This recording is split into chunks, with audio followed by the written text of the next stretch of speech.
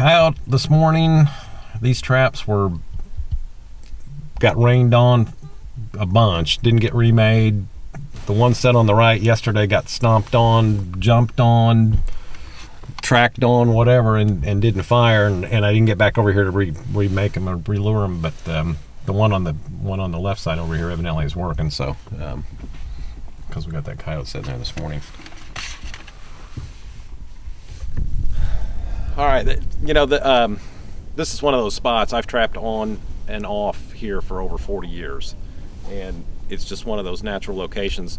For those of you that have our coyote DVD, you probably recognize this location too. And once you find a spot that produces, it's a pretty safe bet that it's going to produce year in, year out. So, like I said, I've trapped this location now for 40 plus years, and it's just one of those spots that just always works. We've got this farm bridge behind us here that we just walked across along this farm ditch here that goes on for miles. So it's just a highway for critters, coyotes, foxes, whatever. Back in the day when I was a kid, this was a great red fox and gray fox location. Of course, now the coyotes moved in a number of years ago. We really don't have the foxes like we used to, but basically the coyotes just took the place of the fox. But anyways, once you find a location, set it the following year, it's probably going to be good. If it proves successful 2 or 3 years in a row, you can bet that it's going to be successful 10 years down the road. So.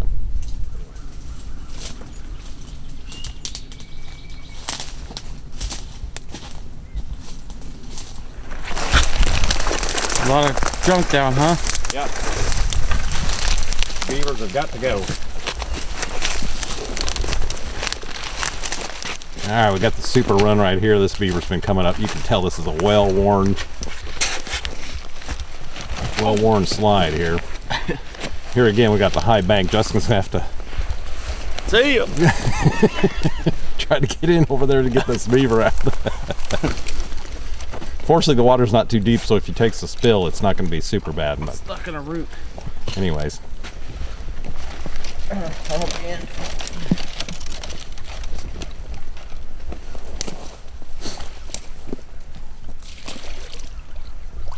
Right by the head. Right where you want to get it.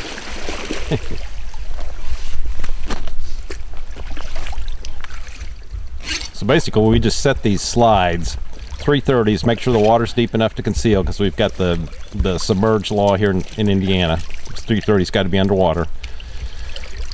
Put lure on the slide to increase the chances of him using this particular slide. 330 in front, fenced off, and as simple as that. And we don't have a lot of beaver sign right here. I mean, it's just kind of just half. I mean, so it'll be interesting really to see, kind of what we take out of here. This is we've got 4 traps set right here, and this is the first set, and it does have a beaver in it, but we'll see what else happens. These are nice, Jake. You should make some.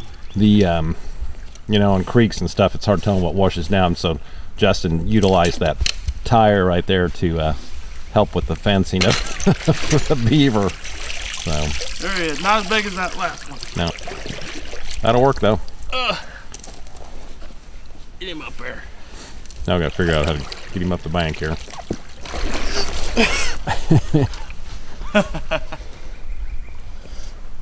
Get him up there, Jake? Yeah. Alright. Now where'd the trap go? There it is. I'll float it off.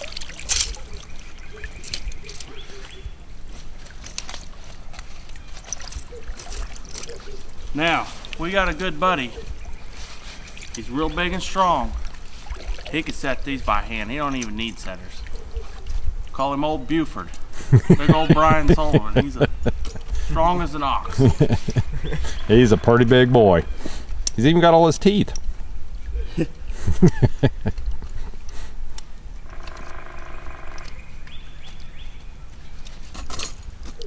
This one's for you, Brian.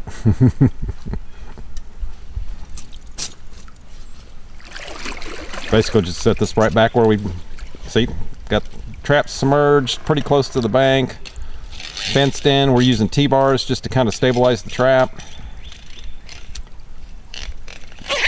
got to remember it looks low and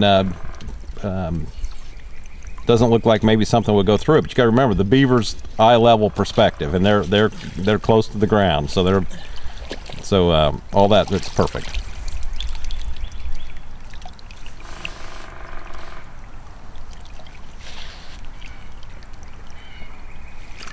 Take your safeties off. Yep, make sure you take your safeties off, otherwise you're just going to give them a headache. Yeah, you spend a lot more time at these sets, unlike coyotes. You know, you're in and out and you don't forget. You sit here searching for tires and all this blockage stuff, then next thing you know, you forgot to take your safeties off. Water's muddy and you don't see it. Yeah.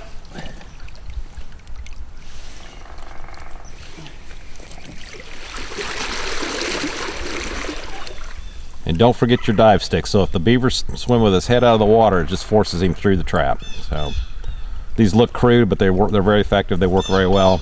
You don't have to get too fancy with this beaver trapping. And that's it. Want to give them a little? We'll give them a little more shot of lure. We want to get this. We want to get these beavers caught and out of here. So. And there might only be one beaver here because there's not much sign. So occasionally you get these beavers that are living by themselves, old bachelor type beavers, been pushed out or whatever. And so with the limited amount of sign we have, that may be the case. I don't know. Might have been a little too much. We'll find out.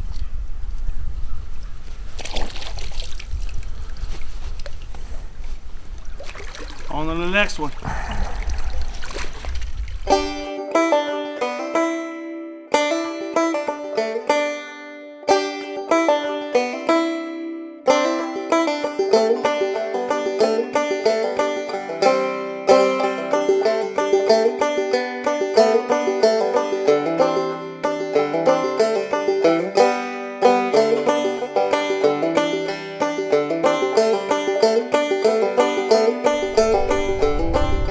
Here we are with this coyote.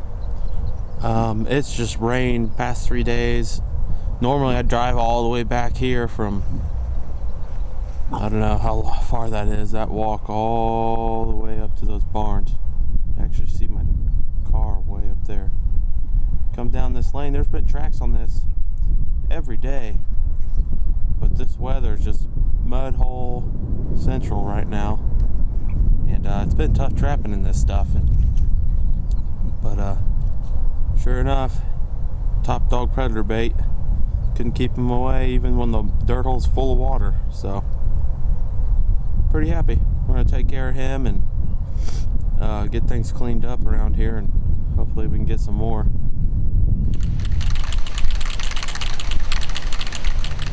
Right out here painting these dog proof stuff, we're using coon daggers. That's a push-pull trigger. I like that trigger over the ones that pull up. The ones that pull up are safer on incidental catches, like where you may be concerned about catching cats. This right here will fire, whether it be pushed down or pulled up. We're painting them white because they stand out better. If you're in an area where you don't have to worry about the trap being stolen, then this is a good way to go. Got a lot of visual appeal to it. Coons can see it, it stands out. They will, just the white visual they'll check out. So when they smell your bait or lure that you put on the inside, you're good to go. One thing about what we're going to do is we're actually going to use miniature marshmallows, and then we're going to put the Sweet Success coon bait in on top of that, and set it in the path of travel and just stack them up. So anyways, on the episode that'll be up 2 weeks from now, we'll give you some highlights of what's going on with our dog-proof coon traps, and that's something hopefully we'll be able to show you some more.